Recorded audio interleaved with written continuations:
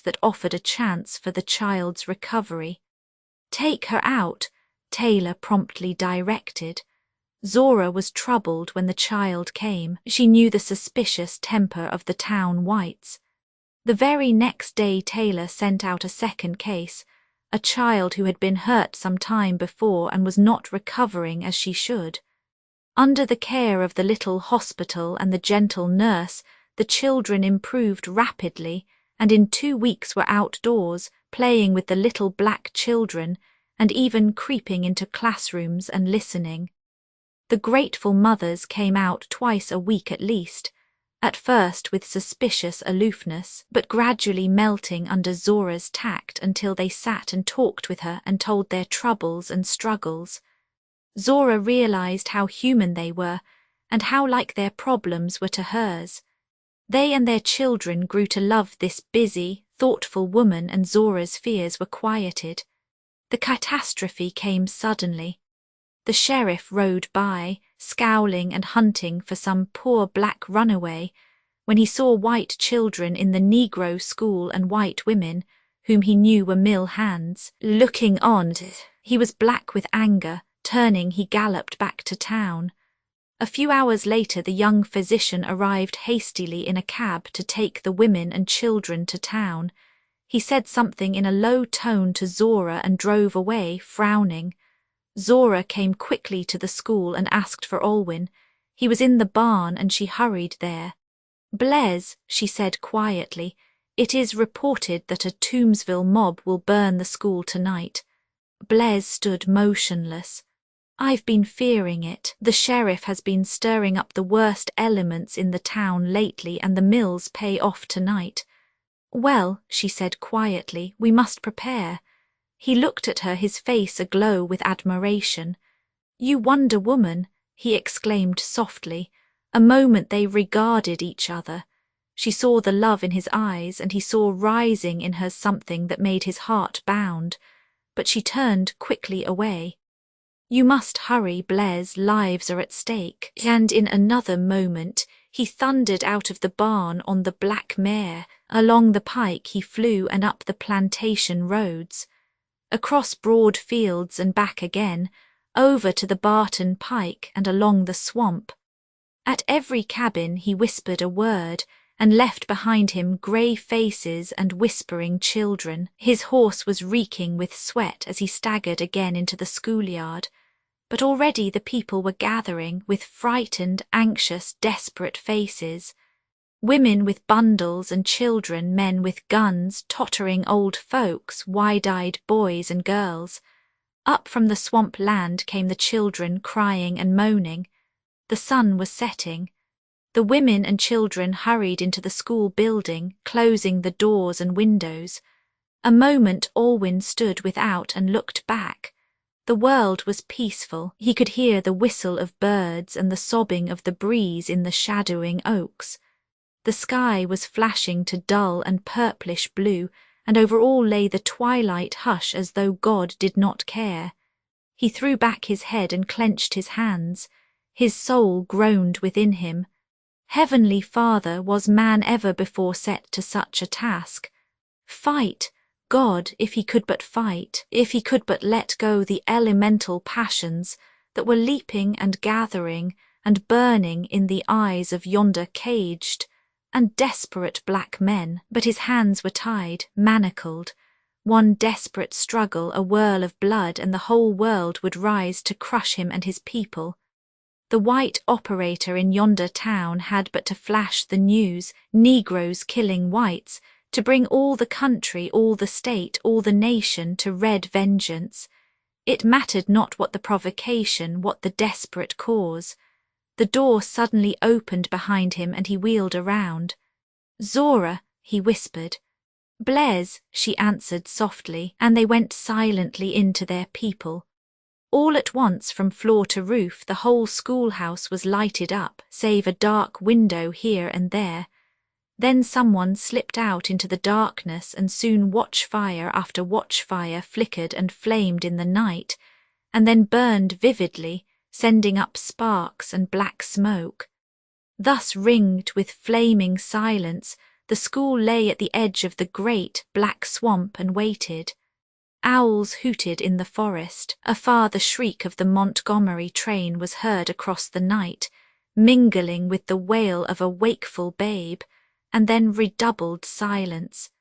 The men became restless, and Johnson began to edge away toward the lower hall.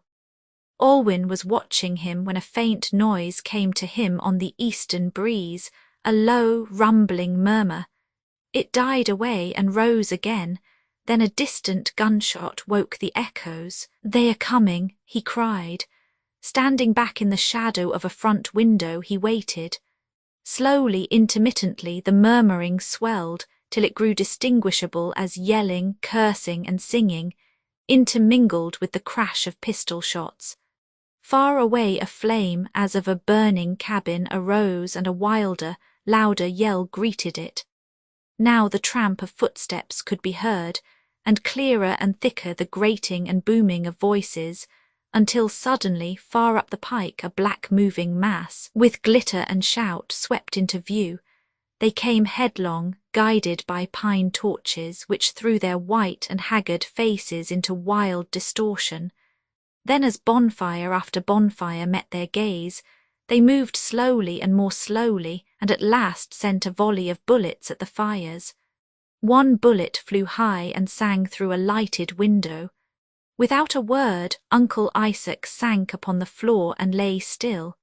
Silence and renewed murmuring ensued, and the sound of high voices in dispute. Then the mass divided into two wings and slowly encircled the fence of fire, starting noisily and confidently, and then going more slowly, quietly, warily, as the silence of the flame began to tell on their heated nerves. Strained whispers arose.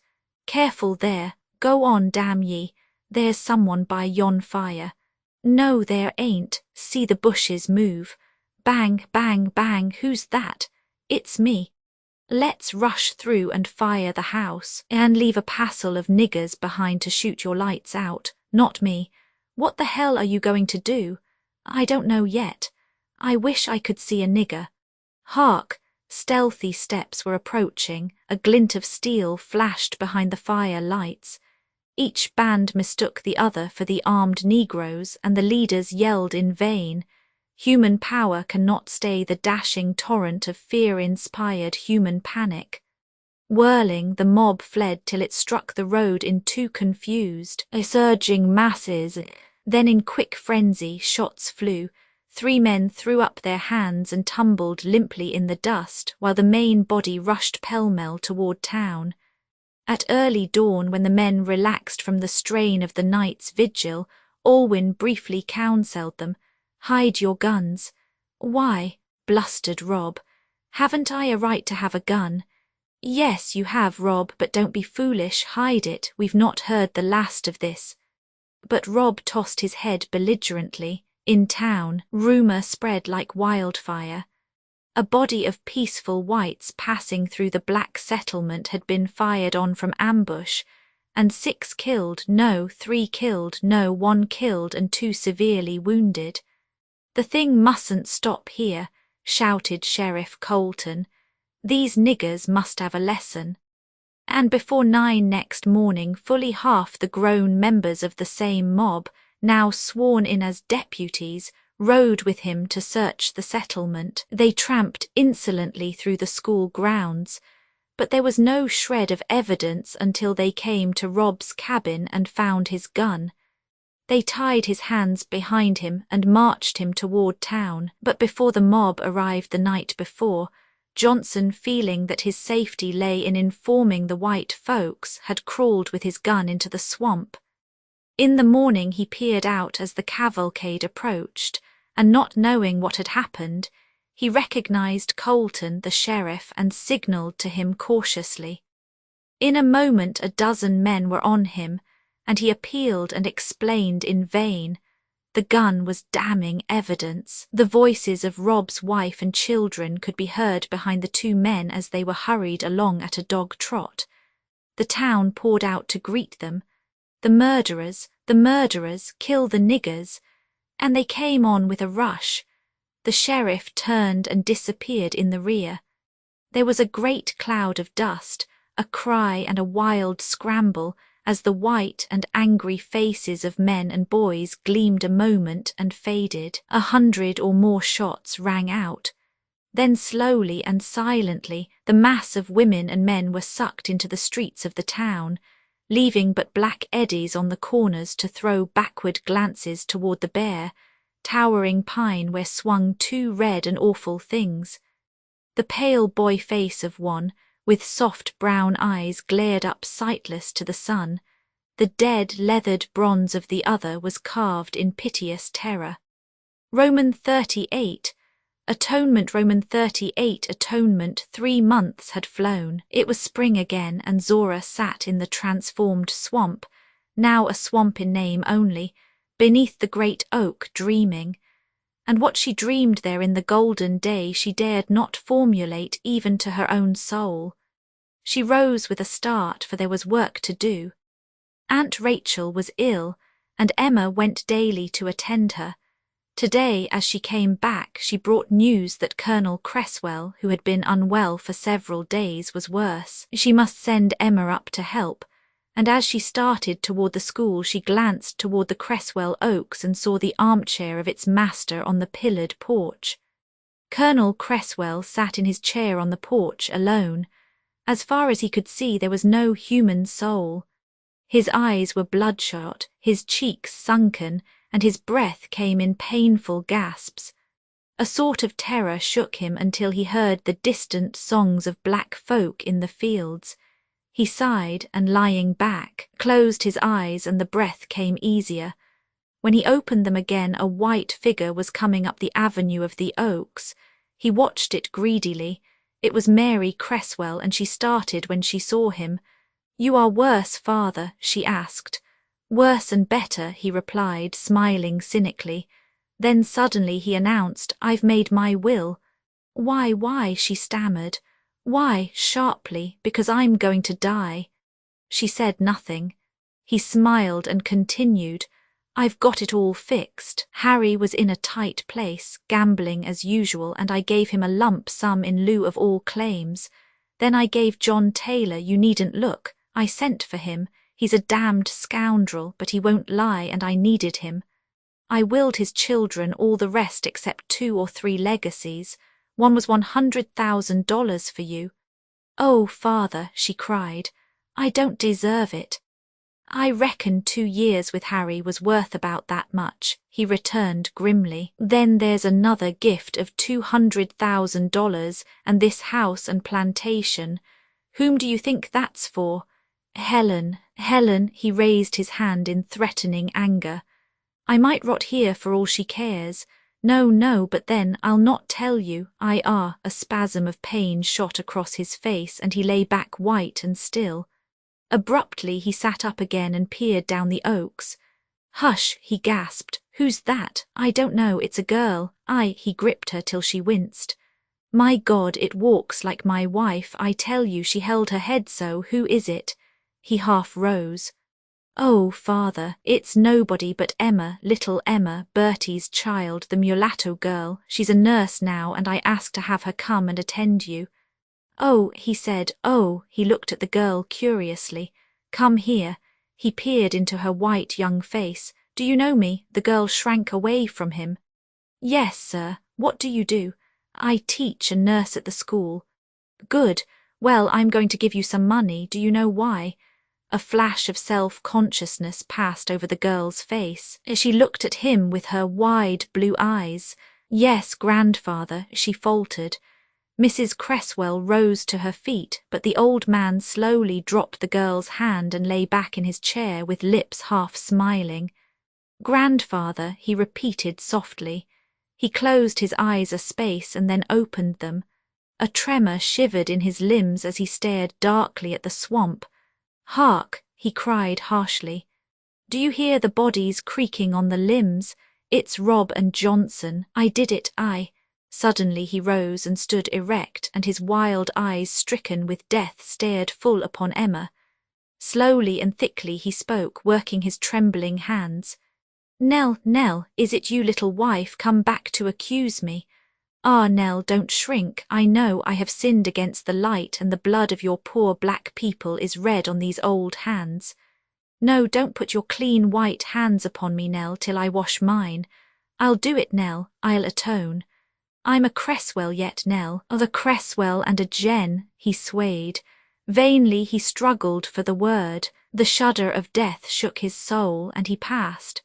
A week after the funeral of Colonel Cresswell, John Taylor drove out to the school and was closeted with Miss Smith. His sister, installed once again for a few days in her old room at the school, understood that he was conferring about Emma's legacy, and she was glad. She was more and more convinced that the marriage of Emma and Blaise was the best possible solution of many difficulties. She had asked Emma once if she liked Blaise, and Emma had replied in her innocent way, "Oh, so much." As for Blaise, he was often saying what a dear child Emma was.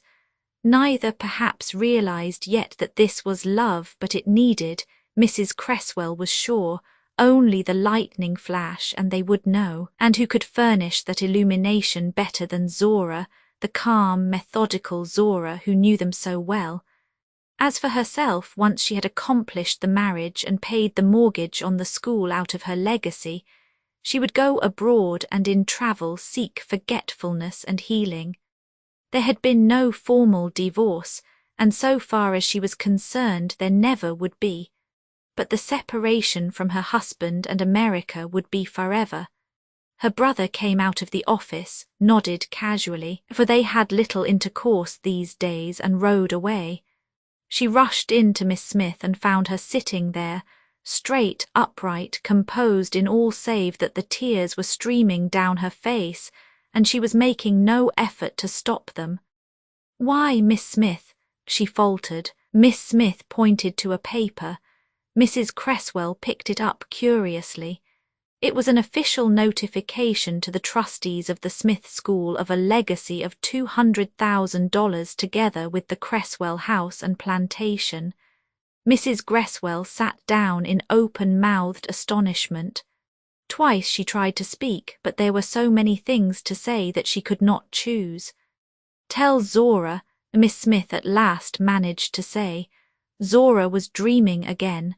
Somehow the old dream life, with its glorious fantasies, had come silently back, richer and sweeter than ever. There was no tangible reason why, and yet today she had shut herself in her den. Searching down in the depths of her trunk, she drew forth that filmy cloud of white, silk-bordered and half-finished to a gown. Why were her eyes wet today and her mind on the silver fleece? It was an anniversary, and perhaps she still remembered that moment, that supreme moment before the mob. She half slipped on, half wound about her, the white cloud of cloth standing with parted lips, looking into the long mirror and gleaming in the fading day like midnight gowned in mists and stars. Abruptly there came a peremptory knocking at the door. "Zora, Zora," sounded Mrs. Cresswell's voice. Forgetting her informal attire, she opened the door, fearing some mishap. Mrs. Cresswell poured out the news. Zora received it in such motionless silence that Mary wondered at her want of feeling. At last, however, she said happily to Zora, "Well, the battle's over, isn't it?" "No, it's just begun." "Just begun," echoed Mary in amazement. Think of the servile black folk, the half-awakened restless whites, the fat land waiting for the harvest, the masses panting to know. Why, the battle is scarcely even begun. "Yes, I guess that's so," Mary began to comprehend. "We'll thank God it has begun, though." "Thank God," Zora reverently repeated. "Come, let's go back to poor dear Miss Smith," suggested Mary. "I can't come just now, but pretty soon." "Why? Oh, I see, you're trying on something. How pretty and becoming. Well, hurry." As they stood together, the white woman deemed the moment opportune. She slipped her arm about the black woman's waist and began, "Zora, I've had something on my mind for a long time, and I shouldn't wonder if you had thought of the same thing." "What is it?" "Blaise and Emma." "What of them?" "Their liking for each other." Zora bent a moment and caught up the folds of the fleece. I hadn't noticed it, she said in a low voice. Well, you're busy, you see, they've been very much together. His taking her to her charges, bringing her back and all that. I know they love each other, yet something holds them apart, afraid to show their love. Do you know, I've wondered if, quite unconsciously, it is you. You know Bois used to imagine himself in love with you, just as he did afterward with Miss Wynne. Miss Wynne, yes, the Washington girl. But he got over that and you straightened him out finally. Still, Emma probably thinks yours is the prior claim, knowing, of course, nothing of facts. And Bois knows she thinks of him and you, and I'm convinced if you say the word, they'd love and marry. Zora walked silently with her to the door where, looking out, she saw Bois and Emma coming from Aunt Rachel's. He was helping her from the carriage with smiling eyes, and her innocent blue eyes were fastened on him.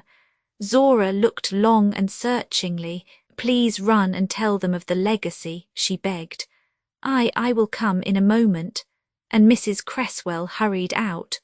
Zora turned back steadily to her room and locked herself in. After all, why shouldn't it be? Why had it not occurred to her before in her blindness? If she had wanted him, and God, was not all her life simply the want of him? Why had she not bound him to her when he had offered himself?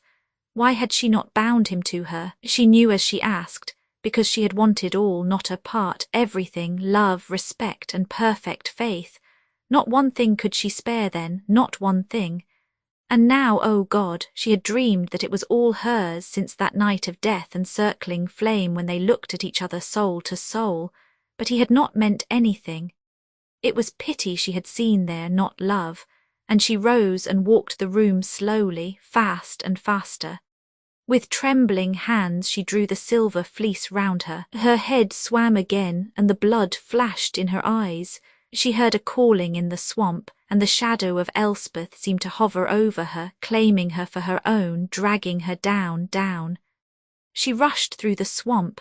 The lagoon lay there before her presently, gleaming in the darkness, cold and still, and in it swam an awful shape. She held her burning head. Was not everything plain? Was not everything clear? This was sacrifice. This was the atonement for the unforgiven sin. Emma's was the pure soul which she must offer up to God, for it was God, a cold and mighty God, who had given it to Bois, her Bois. It was well, God willed it, but could she live, must she live? Did God ask that too? All at once she stood straight, her whole body grew tense, alert. She heard no sound behind her, but knew he was there and braced herself. She must be true, she must be just, she must pay the uttermost farthing. Bois, she called faintly, but did not turn her head. Zora, Bois, she choked, but her voice came stronger. I know all. Emma is a good girl. I helped bring her up myself and did all I could for her, and she is pure. Marry her. His voice came slow and firm. Emma, but I don't love Emma, I love someone else. Her heart bounded and again was still. It was that Washington girl then. She answered dully, groping for words, for she was tired. Who is it? The best woman in all the world, Zora. And she struggled at the word madly. Is she pure? She is more than pure. Then you must marry her, Bois. I am not worthy of her, he answered, sinking before her. Then at last illumination dawned upon her blindness. She stood very still and lifted up her eyes. The swamp was living, vibrant, tremulous. There where the first long note of night lay shot with burning crimson, burst in sudden radiance the wide beauty of the moon. There pulsed a glory in the air. Her little hands groped and wandered over his close-curled hair, and she sobbed, deep-voiced, "Will you marry me, Bois?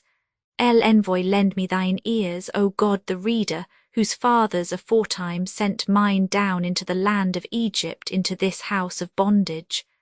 Lay not these words aside for a moment's fantasy, but lift up thine eyes upon the horror in this land, the maiming and mocking and murdering of my people, and the prisonment of their souls. Let my people go, O Infinite One, lest the world shudder at the end. Colophon. The Quest of the Silver Fleece was published in 1911 by W. E. B. Du Bois. This ebook was produced for Standard eBooks by Bennett Helm and is based on a transcription produced in 2005 by Suzanne Schell, Martin Pettit, and distributed proofreaders for and on digital scans from the Internet Archive. The cover page is adapted from The Cotton Pickers, a painting completed in 1876 by Winslow Homer. The cover and title pages feature the League Spartan and Sorts Mill Gaudi typefaces created in 2014 and 2009 by the League of Movable Type. This edition was released on July 2, 2026, 3:43 a.m., and is based on revision 2E13E3. The first edition of this ebook was released on July 2, 2026, 3:43 a.m. You can check for updates to this ebook, view its revision history, or download it for different e-reading systems at Standard Books. org/ebooks/WEB Du Bois/The Quest of the Silver Fleece. The volunteer-driven Standard eBooks project relies on readers like you to submit typos, corrections, and other improvements. Anyone can contribute at Standard Books. Uncopyright, may you do good and not evil. May you find forgiveness for yourself and forgive others. May you share freely, never taking more than you give. Copyright pages exist to tell you that you can't do something. Unlike them, this uncopyright page exists to tell you that the writing and artwork in this ebook are believed to be in the United States public domain. That is, they are believed to be free of copyright restrictions in the United States. The United States public domain represents our collective cultural heritage, and items in it are free for anyone in the United States to do almost anything at all with, without having to get permission. Copyright laws are different all over the world, and the source text or artwork in this ebook may still be copyrighted in other countries. If you're not located in the United States, you must check your local laws before using this ebook. Standard eBooks makes no representations regarding the copyright status of the source text or artwork in this ebook in any country other than the United States. Non-authorship activities performed on items that are in the public domain, so-called sweat of the brow work, don't create a new copyright. That means that nobody can claim a new copyright on an item that is in the public domain for, among other things, work like digitization, markup, or typography. Regardless, the contributors to this ebook release their contributions under the terms in the CC01. 0 Universal Public Domain Dedication, thus dedicating to the worldwide public domain all of the work they've done on this ebook, including but not limited to metadata, the title page, imprint, colophon, this uncopyright, and any changes or enhancements to or markup on the original text and artwork. This dedication doesn't change the copyright status of the source text or artwork. We make this dedication in the interest of enriching our global cultural heritage, to promote free and libre culture around the world, and to give back to the unrestricted culture that has given all of us so much.